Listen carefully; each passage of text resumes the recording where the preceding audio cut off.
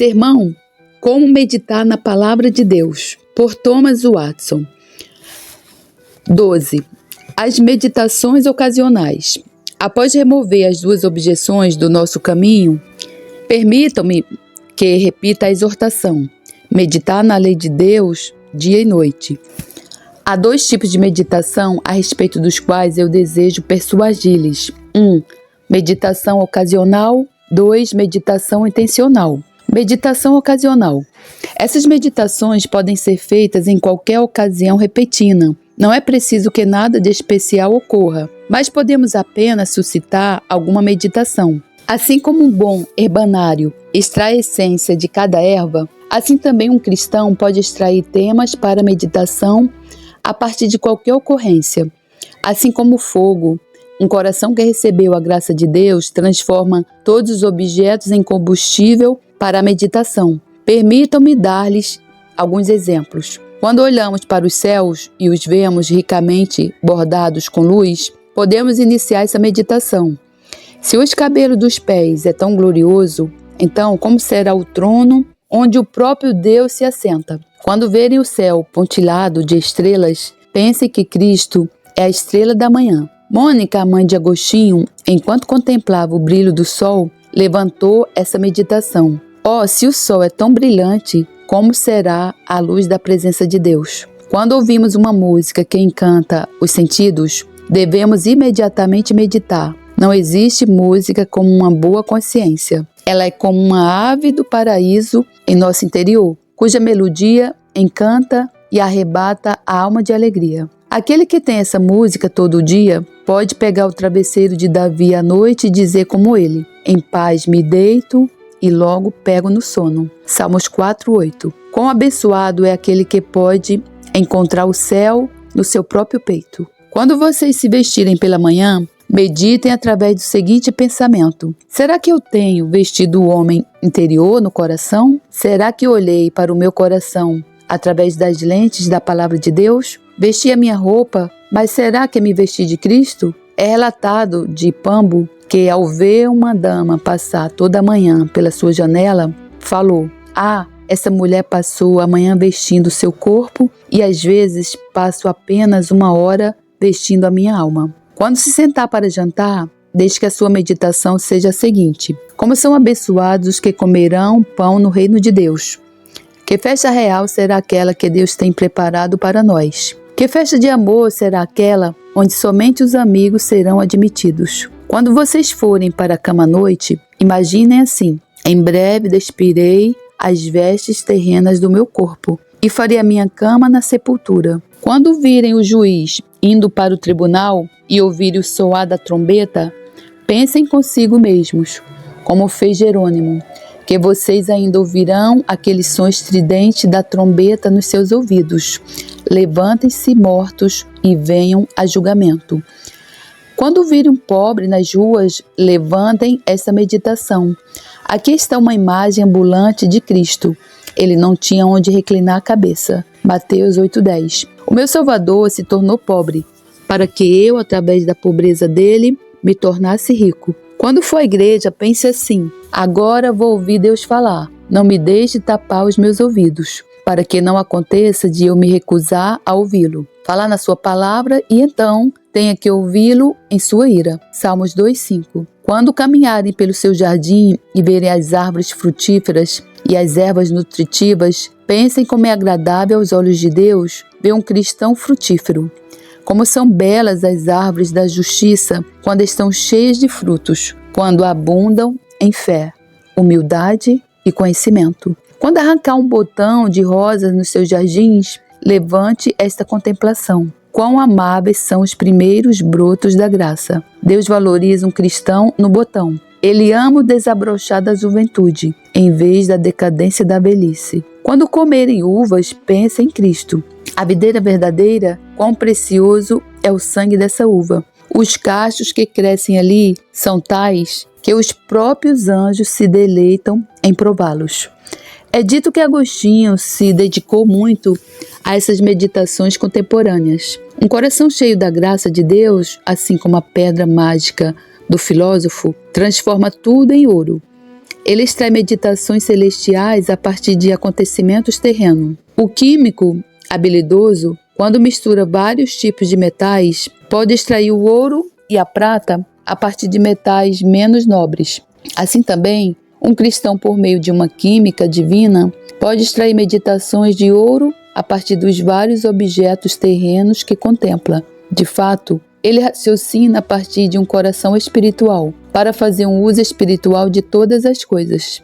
Além disso, temos o próprio exemplo de Cristo para essas meditações ocasionais. João 4, 7 a 14. Enquanto ele estava sentado à beira do poço de Jacó, ele meditou sobre isso e fez um excelente discurso sobre a água da vida. Há muitas coisas que podem se tornar temas de nossas meditações ocasionais. 2. Meditação intencional. As meditações intencionais são as principais meditações. Separe algum tempo todos os dias para que possa, de maneira séria e solene, conversar com Deus no monte. Um homem piedoso é um homem separado. Salmos 4:3. Assim como Deus o separa através da eleição, assim também Ele o separa através da meditação. 13. O tempo mais adequado para a meditação. Pergunta 1. Qual é o tempo mais adequado para a meditação? Resposta. É difícil determinar o melhor tempo para a meditação devido aos vários empregos e ocupações, mas a minha opinião é que amanhã é o momento mais adequado para a meditação. O melhor tempo para conversar com Deus é quando estamos a sós, ou seja, antes que as ocupações e preocupações cotidianas batam à nossa porta. Amanhã é, por assim dizer, a melhor parte do dia, que ela seja separada e dedicada a Deus. No que diz respeito à destilação de licores, a primeira parte do líquido, retirada do alambique, está mais cheia de álcool e a segunda é mais fraca. Assim também as primeiras meditações que são retiradas da mente no orvalho da manhã são as melhores e as encontraremos mais cheias de vida e proveito. Amanhã é a hora dourada. Deus ama as primícias, como é dito em Êxodo 23:19. Tragam as primícias dos frutos de sua terra à casa do Senhor seu Deus. Que Deus tenha as primícias do nosso dia. Nossos primeiros pensamentos devem ser reservados para o céu. O estudante toma a manhã para o seu estudo.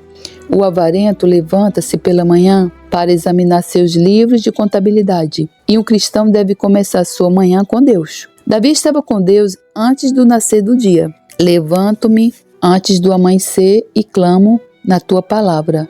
Espero confiante. Salmo 119, 147. Pergunta 2. Por que devemos dedicar a manhã para a meditação? Resposta. Porque de manhã a mente está mais apta para os deveres sagrados. Pela manhã, um cristão estará em seu melhor momento. Que devoção enfadonha haverá à noite, quando o homem está cansado devido às ocupações do dia. Ele estará mais preparado para dormir do que para meditar. Amanhã é a rainha do dia. Então, a imaginação é mais rápida, a memória é mais forte, a mente mais fresca e o corpo mais vigoroso, havendo restaurado as suas forças através do sono. Certamente esse é o melhor momento para servir a Deus quando nos encontramos mais aptos. Pela manhã, o coração é como um violino afinado, apto a produzir a melodia mais doce. Resposta 2. Porque os pensamentos matinais são os que mais permanecem conosco durante todo o dia. A lã retém melhor o primeiro corante com a qual é tingida e não se descolore facilmente.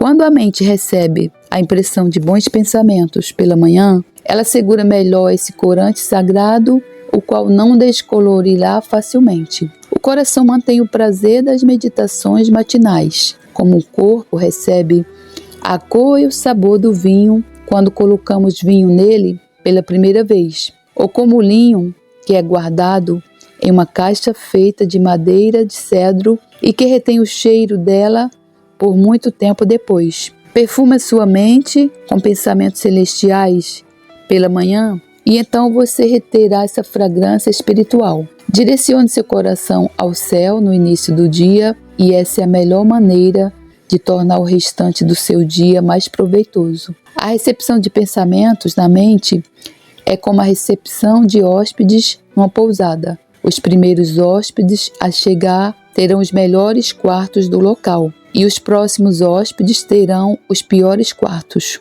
Assim também, quando a mente entretém meditações sagradas como seus convidados da manhã, se depois vierem os pensamentos terrenos, eles serão colocados em alguns dos piores quartos, receberão as menores afeições. Os melhores quartos são ocupados de manhã por Cristo. Aquele que perde o seu coração pela manhã no mundo, dificilmente voltará a encontrá-lo no restante do dia. Resposta 3. Por que dedicar a Deus os primeiros pensamentos do dia é parte do respeito e da honra solenes que damos a Ele. Quanto mais digna é a pessoa, melhor é o tratamento que dispensamos a ela.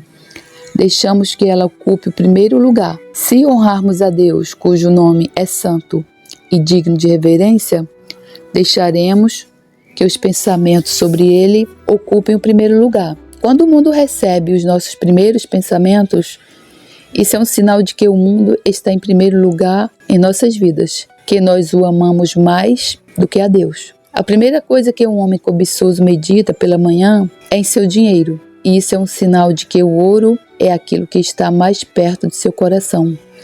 Ó cristãos, dediquem a Deus suas meditações matinais. Deus será desprezado se priorizarmos o serviço do mundo em vez do serviço divino. Suponhamos que um rei e um criminoso estivessem jantando na mesma sala e se assentassem em duas mesas. Se o criminoso fosse servido primeiro, o rei poderia interpretar isso como um grande desprezo à sua pessoa. Quando o mundo é servido primeiro, quando todos os nossos pensamentos matinais são dedicados a ele, e o serviço do Senhor é adiado para ser feito com a escória do dia, quando nossa mente está cansada, isso é um desrespeito para com o Deus da glória. Resposta 4. Porque a justiça exige que isso seja feito.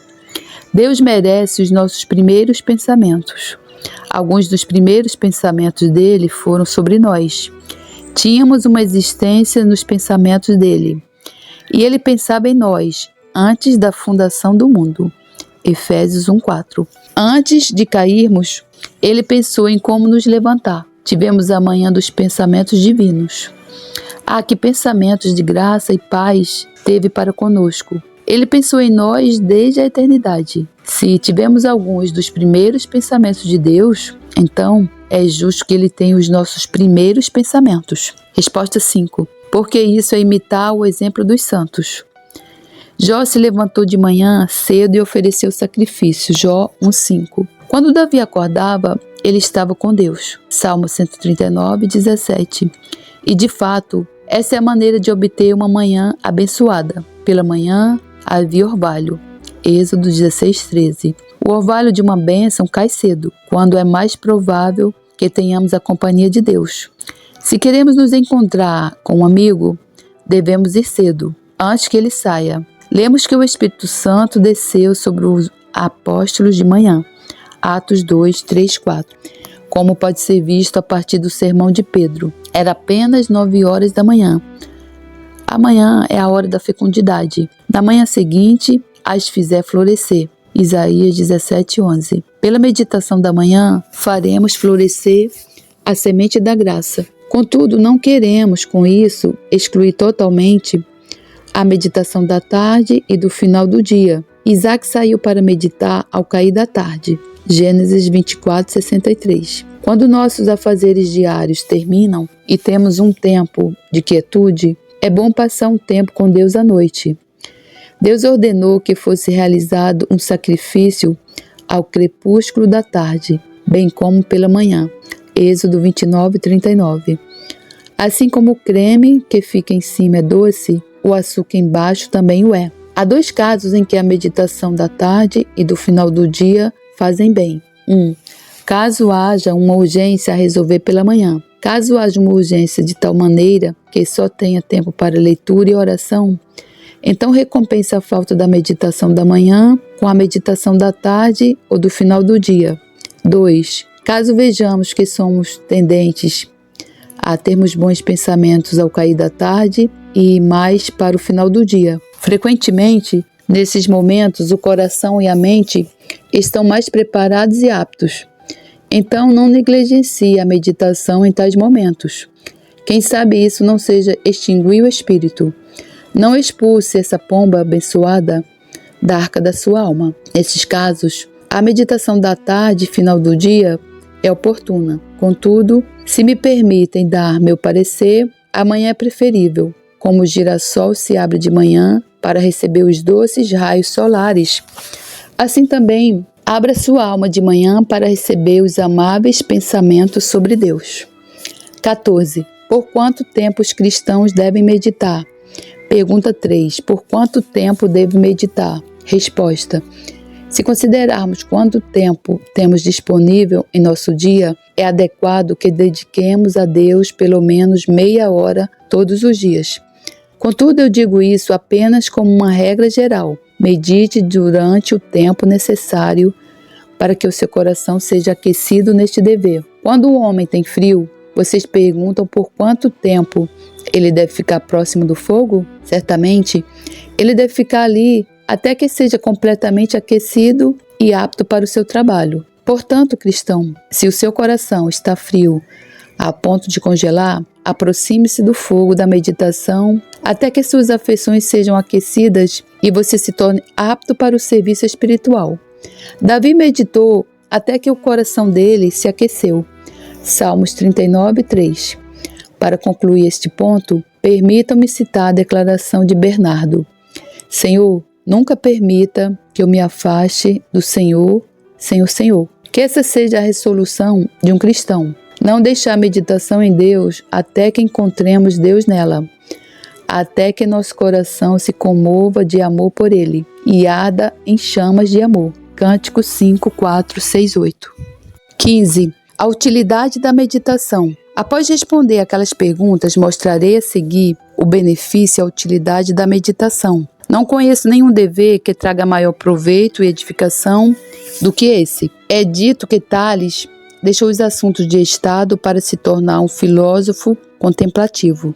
Se soubéssemos a vantagem que provém desse dever, nos retiraríamos muitas vezes do barulho e da pressa do mundo para nos dedicarmos à meditação. O benefício da meditação pode ser visto em 7 aspectos particulares. 1. A meditação é um excelente meio para se beneficiar da palavra de Deus.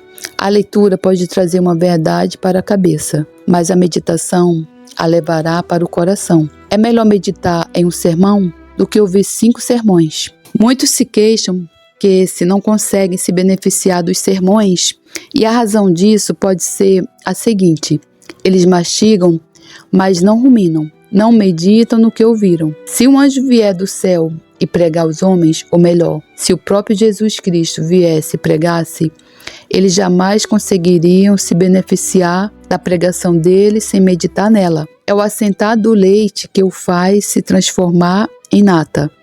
Assim também é o assentar de uma verdade na mente que a faz se transformar em alimento espiritual. A abelha suga a flor, leva-a para a colmeia e ali a transforma em mel. Ouvir uma verdade quando ela é pregada é o sugar de uma flor. Tal verdade deve ser levada ao coração através da meditação e então transformada em mel. Há uma doença nas crianças chamada raquitismo, que as faz ter cabeças grandes, mas seus corpos não se desenvolvem igualmente. Muitos que declaram ser cristãos têm o raquitismo espiritual, têm cabeças grandes, têm muito conhecimento, contudo, eles não crescem na piedade. Os seus corações e pés são fracos. Eles não conseguem andar vigorosamente nos caminhos de Deus. A causa dessa doença é a falta de meditação. O conhecimento bíblico sem meditação não nos torna melhores do que os demônios. Satanás se disfarça de anjo de luz, mas permanece em trevas. 2. A meditação torna o coração sério e isso torna melhor. A meditação firma o coração. Quando o navio é firmado pelo lastro, ele não é facilmente agitado pelo vento. Assim também, quando o coração é lastreado pela meditação, ele não é levado facilmente pela vaidade. Alguns cristãos têm corações levianos. Os seus profetas são levianos. Sofonias 3:4. Um cristão leve será levado por qualquer vento de opinião ou vício. É muito fácil soprar uma pena. Há muitos cristãos que parecem ser feitos de penas. O diabo nem chegou com uma tentação e eles já estão prontos para cair nela. Entretanto, a meditação torna o coração sério. E Deus diz sobre um cristão sério o mesmo que Davi disse a respeito da espada de Golias: não há outro melhor, dê-me ele. 1 Samuel 21:9. A meditação consolida um cristão. O ouro sólido é o melhor, e o cristão sólido é o único metal valioso diante de Deus. Quanto mais sério o coração se torna, mais espiritual ele passa a ser. E quanto mais espiritual ele se torna, mais semelhante ao Pai dos Espíritos ele passa a ser. O homem sério é mais apto para um emprego. O cristão sério é o mais apto para o serviço. E é a meditação que leva o coração a essa condição abençoada. 3. A meditação é o fole que aviva as afeições. A meditação faz nascer as boas afeições, assim como a galinha faz nascer os seus filhotes ao chocar os seus ovos. Acendemos as afeições no fogo da meditação. Enquanto eu meditava, um fogo se acendeu dentro de mim. Salmos 39:3. Davi estava meditando sobre a mortalidade. Veja como o coração dele foi afetado por isso. Senhor, dá-me a conhecer o meu fim e qual é a soma dos meus dias, para que eu reconheça a minha fragilidade. A razão pela qual as nossas afeições são tão frias, indiferentes em relação às coisas espirituais, é que não nos aquecemos mais no fogo da meditação. A iluminação espiritual faz de nós tochas brilhantes. A meditação faz de nós tochas ardentes. Do que adianta conhecer Cristo por especulação e não por afeição? A própria obra da meditação é estimular e desenvolver as afeições santas, como o brilho do amor irradia em tal alma. Quando Davi meditou sobre a lei de Deus, ele não teve escolha, senão amá-la. Quanto amo a tua lei, é a minha meditação todo dia. Salmo 119:97. Quando a noiva, através da meditação, contemplou as belezas singulares de seu amado, alvo e rosado, Cântico 5:10, ela ficou morrendo de amor. Galátios Caracialos, aquele famoso Marquês de Vico, depois de passar muito tempo na contemplação de Cristo, irrompe em santa afeição, que o seu dinheiro pereça com aqueles que o estimam. Nem todo o ouro do mundo vale uma hora de comunhão com Jesus Cristo. 4. A meditação nos prepara para os deveres santos. O músico começa afinando seu instrumento e depois toca uma canção. Assim também a meditação afina o coração e então ela se torna preparado para qualquer serviço santo, tal qual as velas para o navio. Assim a meditação para o dever. Ela conduz a alma mais rapidamente. A meditação nos prepara para ouvir. Quando o solo é preparado pela meditação, então é um tempo adequado para que a semente da palavra seja semeada. A meditação nos prepara para a oração. A oração é o pulso espiritual da alma, pela qual ela bate fortemente em anseios por Deus. Não há vida sem oração. O homem não pode viver a menos que respire. Assim também, a alma não pode viver a menos que exprima seus anseios por Deus através da oração. A oração recebe a misericórdia e a oração santifica a misericórdia. Faz a misericórdia ser misericórdia. 1 Timóteo 4:5. A oração tem poder para com Deus. Oséias 12:4. Orar é como escrever cartas de petições ao céu. A oração é a sanguessuga espiritual, que suga o veneno do pecado da alma. Que privilégio ou dever abençoado é a oração. A meditação é um auxílio para a oração. Gerson chama a meditação de a ama da oração. A meditação é como o óleo para a lâmpada. A lâmpada da oração logo se apagará, a menos que a meditação a alimente. A meditação e a oração são como os casais de certas espécies de aves. Se as separarmos, elas morrem. Um bom pescador observa o tempo e a estação em que o peixe está mais apto para morder a isca. Então, ele lança o seu anzol. Assim também, quando o coração é aquecido pela meditação, então é a melhor época para lançar o anzol da oração e pescar misericórdia. Depois de Isaac ter estado no campo a meditar, ele estava preparado para orar quando voltou para casa, quando a arma está carregada de pólvora. ela fica preparada para disparar. Assim também, quando a mente está cheia de bons pensamentos, um cristão está mais preparado para, através da oração, disparar os céus, salvas inteiras de suspiros e gemidos. A meditação tem um benefício duplo. Primeiramente, ela concede bons pensamentos à mente e depois os expressa através da oração. Primeiramente, a meditação concede um assunto para a oração e depois prepara o coração para orar. Davi diz: enquanto eu meditava, e as palavras seguintes são uma oração: Senhor, dá-me a conhecer o meu fim. Salmos 39, 3, 4. Vemos o mesmo no Salmo 143, 5, 6. Medito nas obras das tuas mãos. A ti levanto as mãos. A reflexão de uma mente deu lugar ao levantar de suas mãos em oração. Quando Cristo estava sobre o monte, então ele orou. Assim também, quando a alma está sobre o monte da meditação, ela é preparada para a oração. A oração é filha da meditação. A meditação vai na vanguarda e a oração na retaguarda. 3. A meditação nos prepara para a humilhação. Depois que Davi contemplou as obras da criação, o esplendor, a harmonia, o movimento e a influência dela, então o orgulho dele foi abatido e ele começou a ter pensamentos de auto-humilhação, como lemos no Salmo 8, 3, 4. Quando contemplo os teus céus, obra dos teus dedos, e a lua e as estrelas que estabeleceste, que é o homem, para que dele te lembres. 4. A meditação é um antídoto poderoso contra o pecado. A maioria dos pecados é cometida por falta de meditação. Os homens pecam frequentemente por ignorância.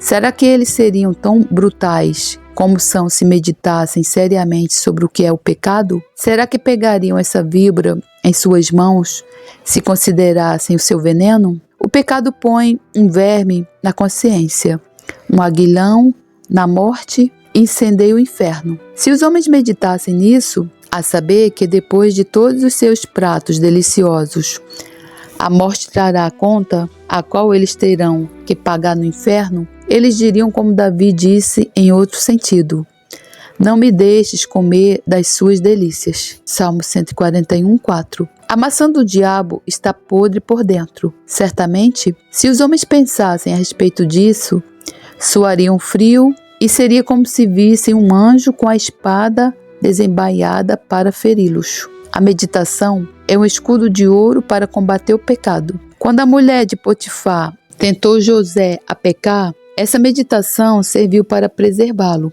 Como, pois, cometeria eu tamanha maldade e pecaria contra Deus? Gênesis 39, 9. A meditação faz com que o coração, mesmo sendo feito de um material inflamável, não seja incendiado pelo diabo. 5. A meditação serve para curar a cobiça. O homem cobiçoso é um idólatra. Colossenses 3, 5. Apesar de não se curvar perante um ídolo, ele adora as imagens gravadas nas suas moedas.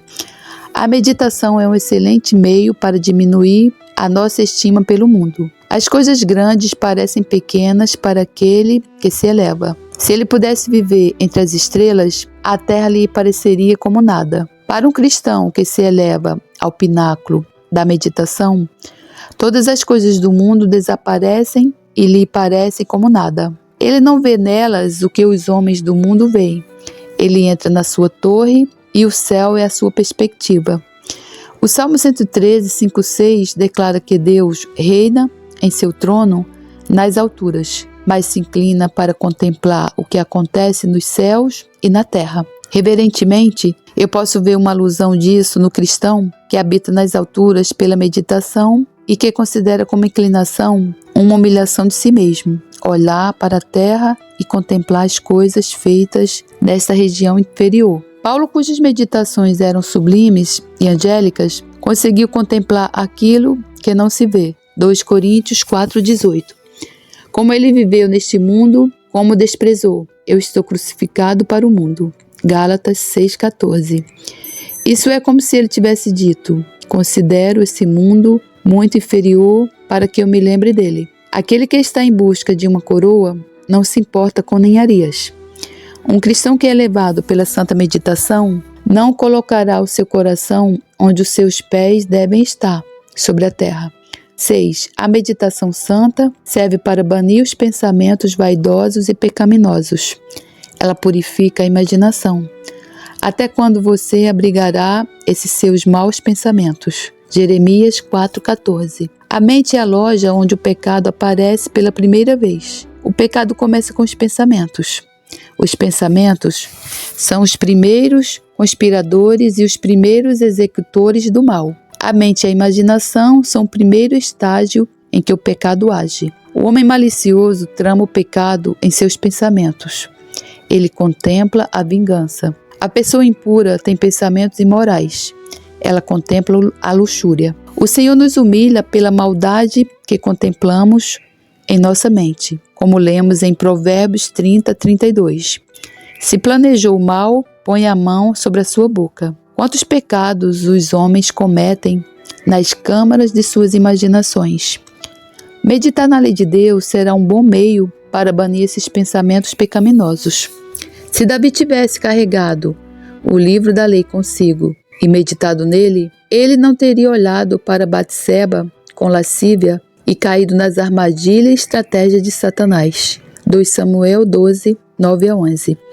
A meditação santa teria extinguido aquele fogo selvagem de luxúria. A palavra de Deus é pura. Salmo 119, 140. Não apenas subjetivamente, mas efetivamente. Ela não apenas é pura em si mesma, mas torna puros aqueles que meditam nela. Cristo pegou um chicote e expulsou compradores e vendedores do templo. João 2,15. A santa meditação pegará um chicote e expulsará os pensamentos ociosos e vagueantes.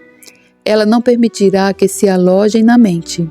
Qual é a razão pela qual os anjos no céu não têm um pensamento vaidoso? Eles têm uma visão de Deus. Os olhos deles nunca perdem Deus de vista. Se o olho da alma estivesse fixado em Deus pela meditação, como desapareceriam os pensamentos impuros e vãos? Assim como quando aquela mulher estava na torre e então Abimeleque se aproximou para forçar sua entrada, porém ela atirou uma pedra de moinho lá do alto sobre ele e o matou. Juízes 9:52. Assim também quando tivermos entrado na torre alta da meditação e os pensamentos pecaminosos se aproximarem, a partir dali poderemos lançar uma pedra de moinho contra eles e destruí-los. 16. A excelência da meditação. Aristóteles coloca a felicidade na contemplação da mente. A meditação é muito elogiada por Agostinho, Crisóstomo e Cipriano, que a consideravam a fonte da piedade. Jerônimo a chama de seu paraíso. Com que palavras devo definir a meditação? Outros deveres têm sido excelentemente cumpridos, mas você supera todas elas. Provérbios 31:29. A meditação é uma amiga para todas as graças. Ela ajuda a regar a plantação. Posso chamá-la segundo as palavras de Basílio, de o tesouro onde todas as graças estão guardadas. Ou como disse Teofilacto, o próprio portal pelo qual entramos na glória. Pela meditação, os espíritos são elevados a uma espécie de atmosfera angelical. A meditação nos coloca no céu, mesmo antes de chegarmos lá. A meditação une Deus e a alma. 1 João 3:2. A meditação é o espelho dos santos, através do qual eles veem as coisas invisíveis. A meditação é a escada de ouro pela qual eles sobem ao paraíso. A meditação é o espião que enviam para examinar a terra prometida e traz consigo um cacho de uvas de Escol. A meditação é a pomba que eles soltam e que traz um ramo de oliveira da paz no seu bico. Todavia, quem pode dizer o quão doce é o mel, senão aqueles que o provam? Os cristãos que têm experimentado a meditação dirão que os benefícios dela podem ser melhor sentidos do que expressos. Para encorajar todos a praticar esse dever tão útil e excelente, quase cheguei a dizer angélico, permitam-me apresentar alguns motivos piedosos para a meditação. Ficarei muito feliz se puder recuperar esse dever entre os cristãos. 17 motivos piedosos para a meditação. 1. A meditação manifesta o que um homem realmente é. Através da meditação, ele pode conhecer o estado do seu coração, se é bom ou mau, porque como imagina em sua alma, assim ele o é. Provérbios 23, 7. Tal como a meditação é, assim é o homem. A meditação é o teste de um cristão. Ela mostra de que metal ele é feito. A meditação é um índice espiritual. O índice mostra o que está no livro e a meditação mostra o que está no coração. Se todas as meditações de um homem são a respeito de como ele pode obter contra o pecado, como ele pode crescer na graça e sobre como ele pode ter mais comunhão com Deus, então isso mostra o que está no coração dele. O estado do coração dele é espiritual. Julga o estado da sua alma através do batimento desse pulso. O caráter de um homem piedoso consiste no seguinte: ele teme a Deus e se lembra do seu nome. Malaquias 3,16. Tal como os pensamentos são, assim é o coração. Mas os pensamentos dos ímpios são dominados por orgulho e luxúria, como está escrito em Isaías 59:7. Os pensamentos deles são pensamentos de iniquidade. Quando se deparam com pensamentos pecaminosos e vãos, os ímpios os valorizam, os recebem com prazer e têm comunhão com eles. Mas se pensamentos bons lhe ocorrem à mente, os ímpios logo o expulsam portas afora, como um convidado indesejável. Isso evidencia a grande enfermidade de um coração, que isso sirva para levá-lo a praticar uma meditação santa. 2. Os pensamentos sobre Deus trazem consigo prazer e em seguida a paz. Essas são as melhores horas que se passam com Deus. Então, a consciência, como a abelha, produz o mel. Quando viermos a morrer, não sentiremos remorsos por termos passado o nosso tempo em silóquios e meditações santas. Mas que honra terá o pecador quando fizer a consciência uma pergunta semelhante à que Jorão fez a Jeú: você vem em paz, consciência? E a consciência dirá como Jeú: que paz, se ainda continuam as prostituições de tua mãe Jezabel e as suas muitas feitiçarias. 2 Reis 9:22. Oh, quão triste será para um homem passar por um momento como esse. Cristãos, assim como vocês desejam a paz, assim também meditem na lei de Deus de dia e de noite. Se esse dever da meditação for negligenciado, o coração se tornará um lugar selvagem. Não será uma vinha, mas um deserto. 3. A meditação mantém o coração com boa saúde espiritual. Ela arranca as ervas daninhas do pecado, poda os ramos inúteis, rega as flores da graça e prepara todos os caminhos do coração para que Cristo possa caminhar ali com deleite. Por falta de meditação santa, o coração jaz como o campo do preguiçoso, cheio de espinhos e coberto de urtigas. Provérbios 24:31. Isto é, cheio de pensamentos impuros e terrenos. Esse tipo de coração é antes o chiqueiro do diabo do que o jardim de Cristo. Ele é como uma casa em ruínas, que só serve para habitar espíritos imundos. 4. A inutilidade de todas as meditações mundanas. Os pensamentos de um homem estão fixados em como ganhar dinheiro. As suas meditações são como ele pode crescer no mundo e quando ele obtém recursos e propriedades que muitas vezes Deus dissipa com um sopro. Ageu 1:9. Ele se preocupa com o seu filho. Talvez Deus o tire. Mas se seu filho viver, ele provará ser uma cruz para tal homem. Outra pessoa medita em como satisfazer a sua ambição. Honre-me agora diante dos anciãos do meu povo e diante de Israel. 1 Samuel 15:30. Infelizmente, o que é a honra? Senão um meteoro que cruza o ar, uma tocha que é acesa pelo sopro das pessoas, porém que facilmente é apagada com o mesmo sopro. Quantos vivem para verem os seus nomes sepultados antes deles? Quando esse sol está no seu maior brilho, logo é eclipsado por uma nuvem. Portanto, as meditações que não se centram em Deus são infrutíferas. Elas são como carregar pó contra o vento. Entretanto, é especialmente quando está prestes a morrer que o homem vê que todos aqueles pensamentos que não foram gastos em Deus foram infrutíferos, como disse o salmista. Nesse mesmo dia, acabam todos os seus planos. Salmo 146:4. Posso aludir a isso no seguinte sentido: naquele dia da morte, todos os pensamentos mundanos e vãos perecem e terminam em nada. Naquele momento, de que aproveitaria ter ganhado o mundo todo? Aqueles que ocuparam seus pensamentos com coisas inconvenientes serão os mais inquietos. Seus corações se partirão ao pensarem como passaram a vida dando volta em torno de si mesmos. O capitão do povo cita que entregou a sua cidade por um pouco de água, exclamou: "O que eu perdi? Quando vier a morrer, o mesmo acontecerá com aquele homem que pensou e meditou apenas nas coisas deste mundo. Ele dirá: o que perdi? Eu perdi o céu. Traí a minha alma." Será que pensar nisso não deveria nos levar a fixar nossa mente em Deus e na glória dele? Todas as outras meditações são infrutíferas. São como um terreno muito caro, mas que não produz nenhuma colheita.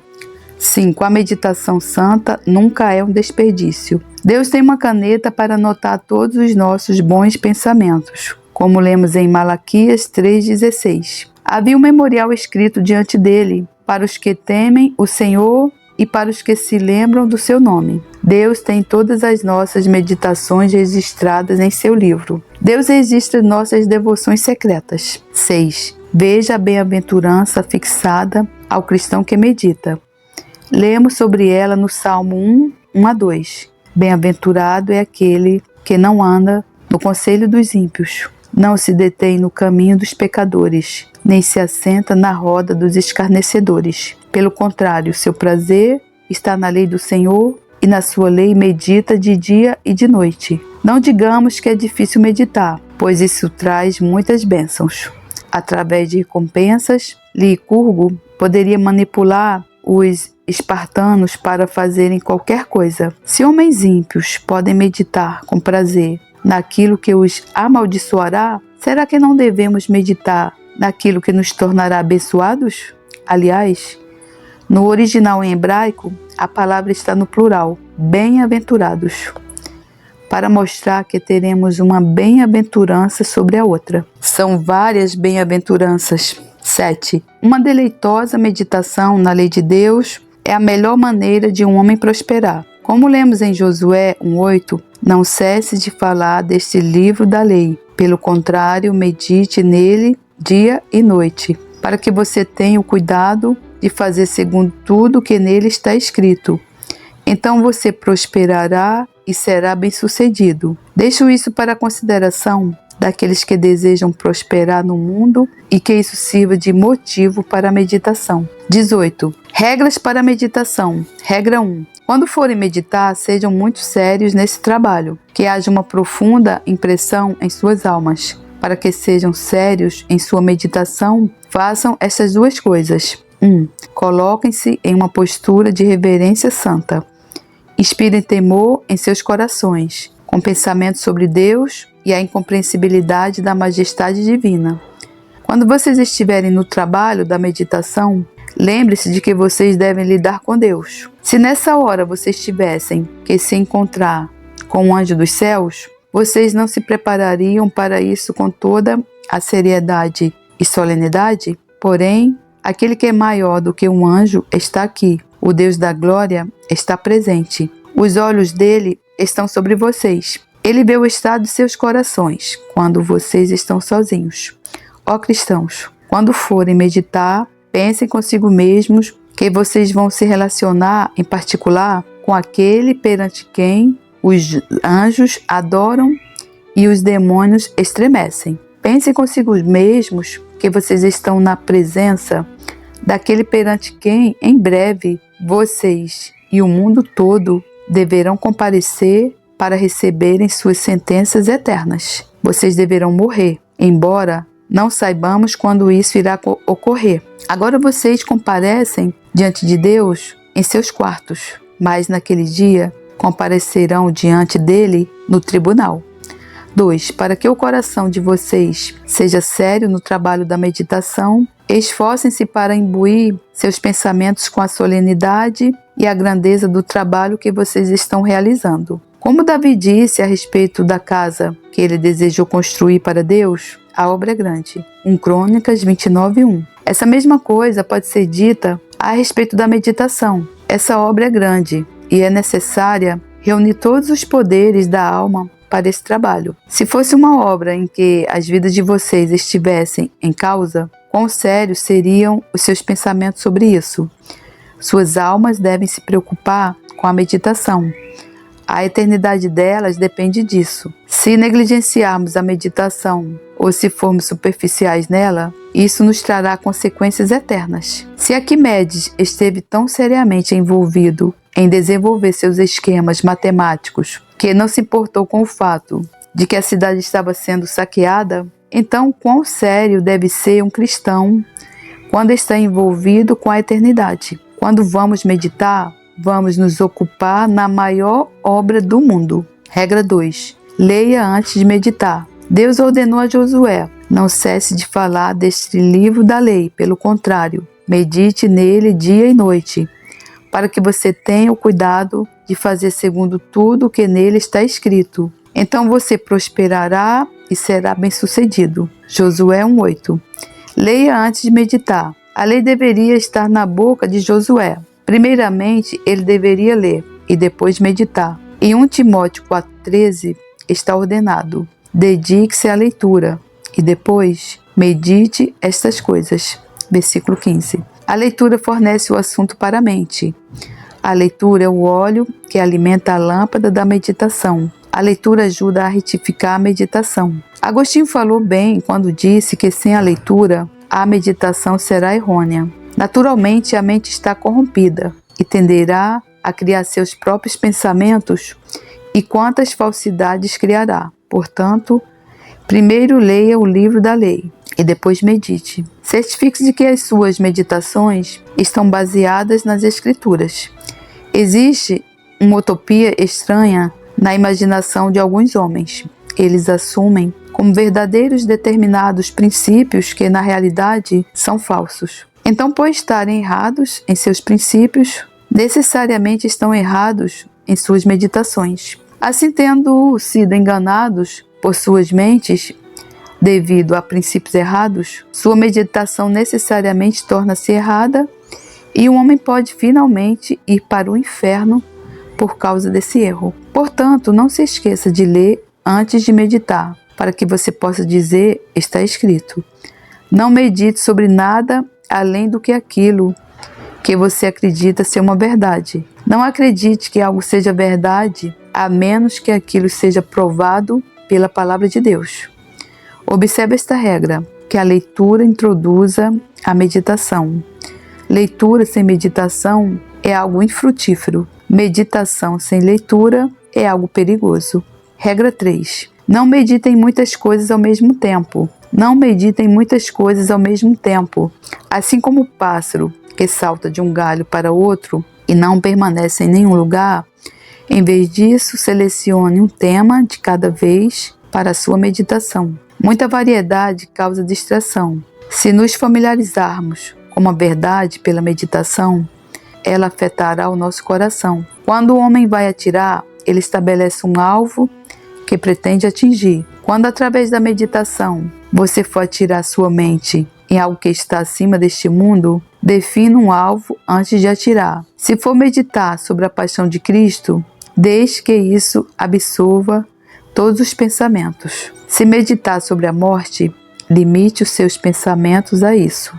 Um assunto de cada vez é suficiente. Marta, enquanto se sentia sobrecarregada por muitas coisas, negligenciou a única coisa necessária. Assim também, enquanto as nossas meditações são ocupadas por muitas coisas, perdemos aquilo que deveria afetar os nossos corações e que mais nos faria bem. Conduza apenas uma meditação de cada vez, mas não se esqueça de fazer com que seu coração se familiarize com o tema da sua meditação. Aqueles que miram em um bando inteiro de aves não atingirá nenhuma delas. Quando muitos medicamentos são tomados de uma vez, um impede a eficácia do outro, enquanto um único medicamento pode fazer bem. Regra 4. Una o autoexame à meditação. Depois de meditar sobre qualquer assunto espiritual, perguntem às suas almas de maneira breve e séria: ó minha alma, isso é assim com você ou não? Quando tiverem meditado sobre o temor de Deus, que é o princípio da sabedoria, façam esta pergunta: ó minha alma, será que esse temor está plantado no seu coração?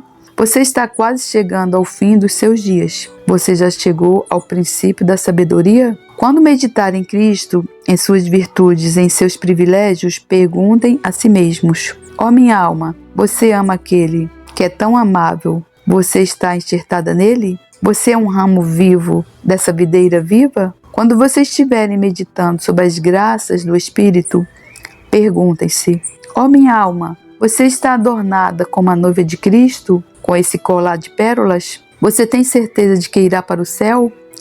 Ainda estou buscando aquelas graças, quando na verdade eu deveria apresentá-las? É assim que em seus momentos particulares, os cristãos devem meditar consigo mesmos em seus corações.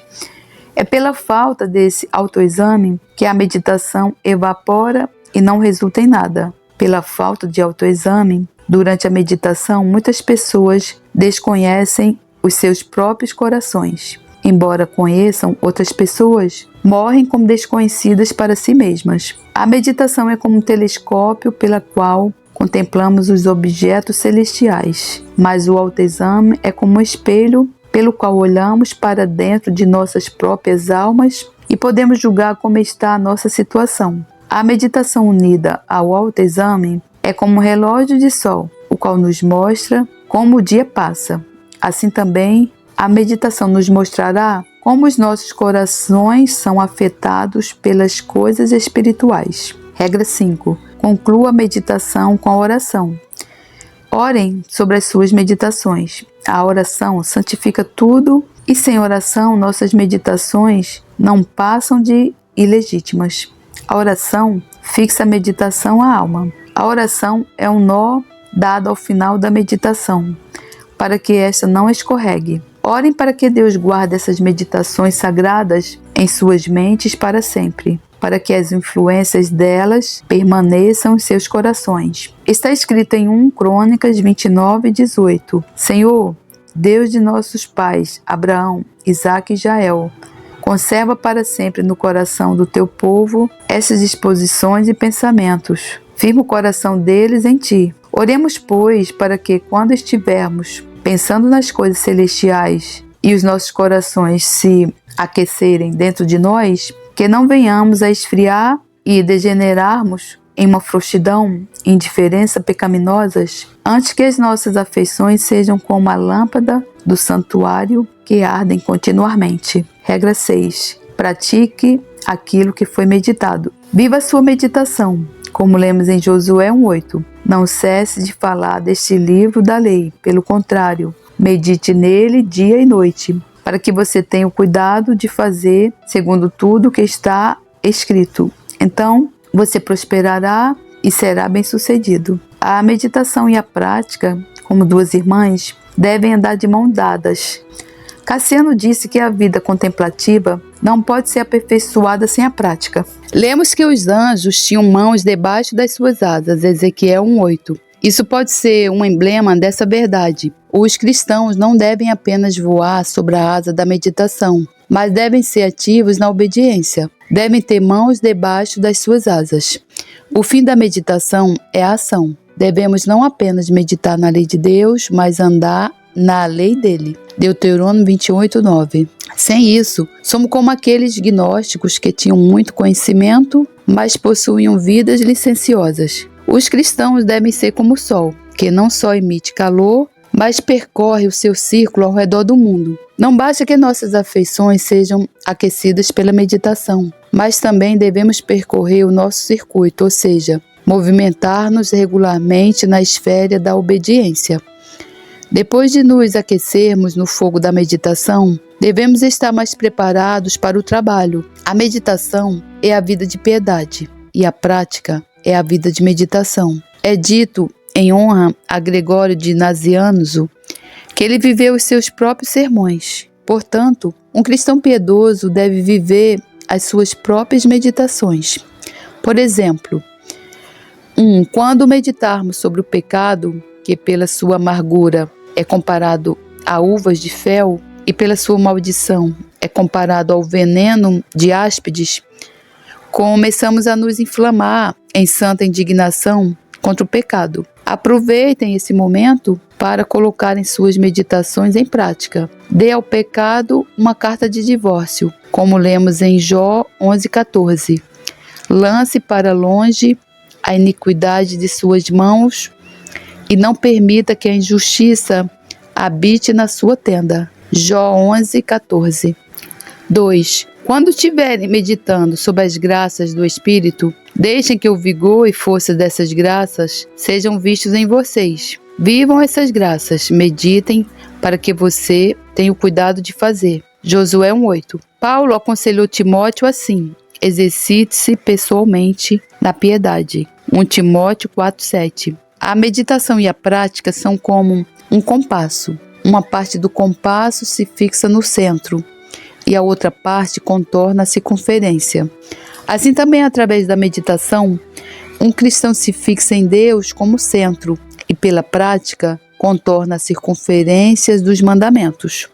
O homem que concentrou seus pensamentos nas riquezas não admitirá que elas fiquem apenas em seus pensamentos, mas se esforçará para obtê-las. Que a sua meditação seja prática.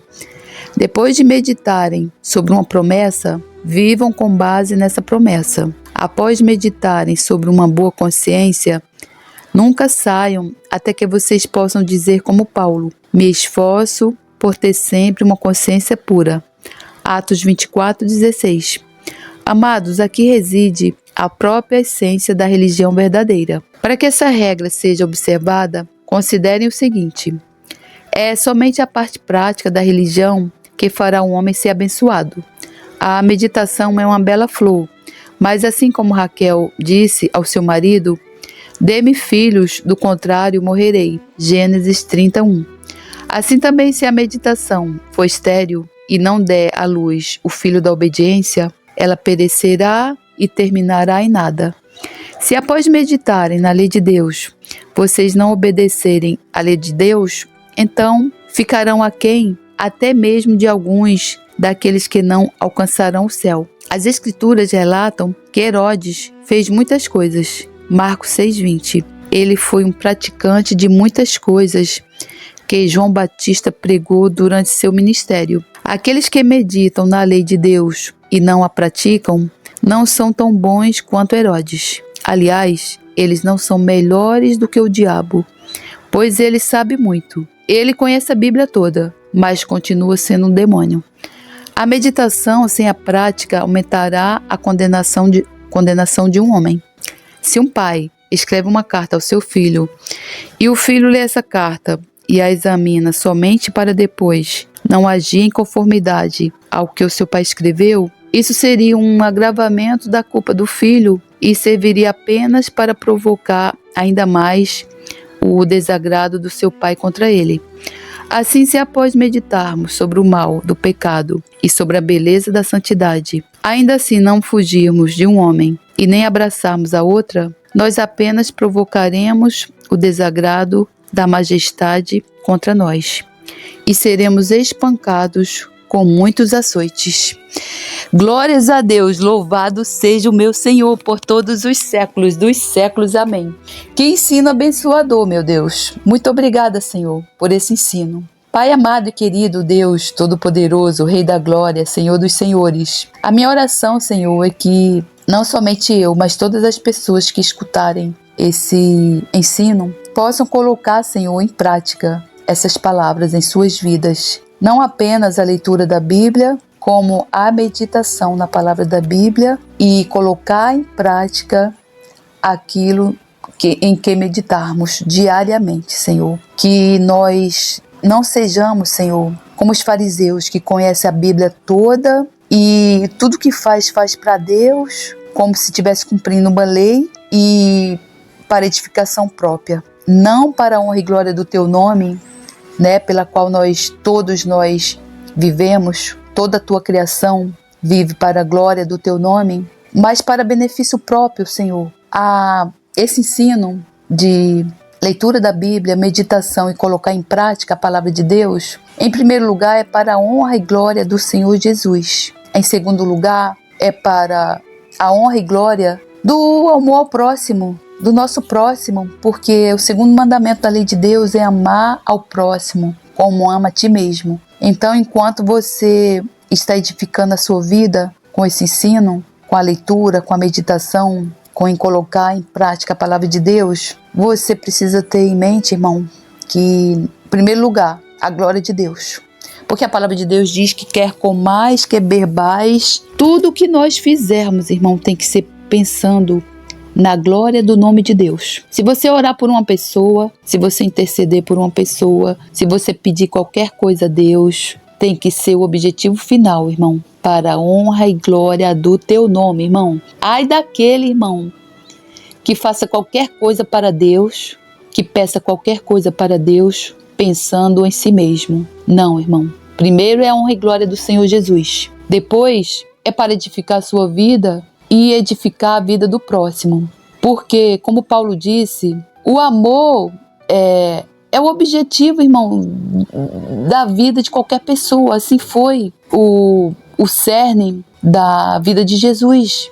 Jesus, ele fez tudo o que ele fez, irmão. Deus entregou seu Filho único para carregar os nossos pecados na cruz, única e exclusivamente para a glória do seu nome e por amor. Porque a Bíblia diz que o amor é mais forte do que a morte. O amor é mais forte do que a morte, irmão. Então, irmão, que a gente possa, irmão, colocar realmente a meditação da palavra de Deus em prática na nossa vida. E que, irmão, nós não sejamos, irmão, como Satanás. Satanás, ele era um anjo, um arcanjo. Ele conhece a Bíblia toda, irmão, de ponta a ponta. E mesmo assim, ele foi desobediente e rebelde. E é por isso que Deus botou ele para correr lá de cima.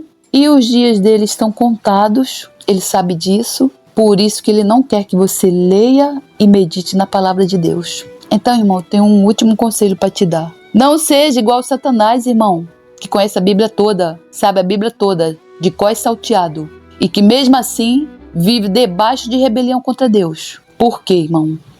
Uma coisa é a gente pecar, irmão, quando a gente está na ignorância, no tempo da ignorância. A Bíblia diz que Deus não leva em conta o tempo da ignorância. Mas é claro que a consequência do pecado, ela existe. Veja a situação do Davi. Davi era um profeta, conhecia a palavra de Deus. Ele pecou. Quando ele estava lá sendo confrontado pelo profeta, que o profeta falou, esse homem aí que pecou, fez isso, aquilo, outro, pegou a mulher do outro, praticou adultério, matou um homem. O que Davi falou? Davi falou, esse homem merecia um castigo. O que o profeta falou para ele? Esse homem é tu, esse homem é tu. Irmão, esse homem aí que lê a palavra de Deus, sabe a palavra de Deus toda, e não coloca a palavra de Deus em prática na sua vida, ou para ajudar o próximo, ou para edificar a vida do teu irmão, esse homem é tu, irmão. Irmão, se arrepende, irmão. Se arrepende, irmão, enquanto é tempo. Pede perdão a Deus dos teus pecados. Se volta para Deus, irmão. Busca o reino de Deus, irmão, enquanto é tempo. Busca Deus, irmão, enquanto Ele pode, enquanto Ele quer te responder, irmão.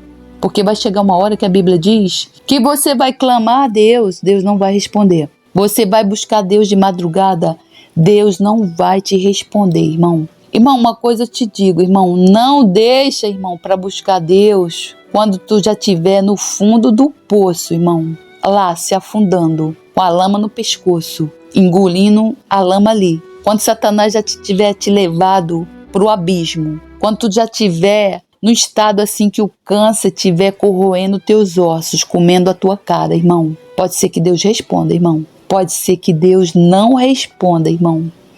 Por quê, irmão? Eu vou te falar uma coisa. E por amor, irmão, quando a gente já está na sarjeta, no buraco, Satanás já está assim, puxando assim, te puxando como um cachorro, como um cão, as portas do inferno, te levando assim para as portas do inferno. É a pior coisa da tua vida, irmão. É a pior decisão, irmão, que tu pode fazer na tua vida, irmão. Pensa na tua alma. Hoje eu dou graças a Deus, glória a Deus todos os dias, por Deus ter me salvado, me curado, me libertado, por ter mandado as flechas. Deus mandou flechas. Eu estava enfermas, oprimidas, cheias de demônios. Ele não só me salvou, me curou, me libertou. Eu não fui com o pé eu não fui no poço, dentro do poço, mergulhada no poço, mas eu já estava no chiqueiro. Eu estava no chiqueiro, irmão, é assim que você tá no chiqueiro. Ele vai te tirar do chiqueiro, vai te chamar, vai te mandar uma flecha, e essa flecha, irmão, às vezes pode ser uma doença, uma aflição, opressão, que Deus permite que Satanás toque na nossa vida, nos nossos bens, na nossa saúde e na nossa vida, irmão. Às vezes é para nos salvar, outras vezes não. Outras vezes não tem volta, não tem retorno. Então, irmão, não seja igual Satanás, irmão, que conhece a Bíblia toda, mesmo assim é o rebelde. Então, irmão, que Deus tenha misericórdia das nossas vidas, porque sem a graça do nosso Senhor Jesus Cristo, nós não somos nada, nós não podemos fazer nada, nós somos apenas pó, irmão. E do pó saímos e para o pó voltaremos. Então, irmão, receba esse ensino para a honra e glória do Senhor Jesus. Porque tudo é por Ele, porque dele e por Ele são todas as coisas. Amém. Graças a Deus. Provérbio de Salomão, filho de Davi, rei de Israel, para se conhecer a sabedoria e a instrução, para se entenderem as palavras da prudência, para se receber a instrução do entendimento, a justiça, o juízo e a equidade, para dar aos simples prudência e aos moços conhecimento e bom siso. O sábio ouvirá e crescerá em conhecimento, e o entendido adquirirá sábios conselhos, para entender os provérbios e sua interpretação, as palavras dos sábios e as suas proposições.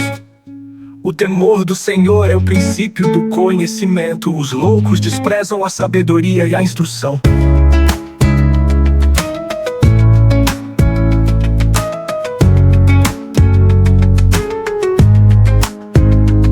Filho meu, ouve a instrução de teu pai, e não deixes o ensinamento de tua mãe, porque serão como diadema gracioso em tua cabeça e colares ao teu pescoço. Filho meu, se os pecadores procuram te atrair com agrados, não aceites. Se disserem vem conosco a tocaias de sangue, embosquemos o inocente sem motivo, traguemo-los vivos como a sepultura, inteiros como os que descem a cova. Acharemos toda sorte de bens preciosos, encheremos as nossas casas de despojos.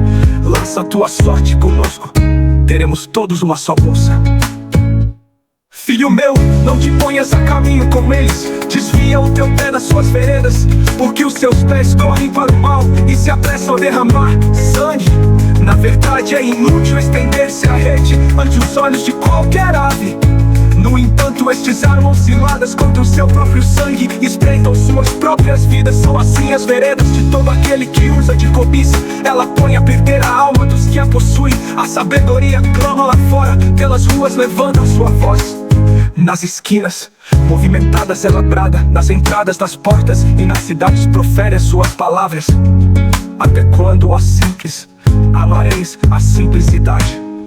E vós, escarnecedores, desejareis o escárnio, e vós, insensatos, odiareis o conhecimento. Atentai para minha repreensão, pois eis que vos derramarei abundantemente do meu espírito, e vos farei saber as minhas palavras. Entretanto, porque eu clamei e recusastes, e estendi a minha mão e não houve quem desse atenção.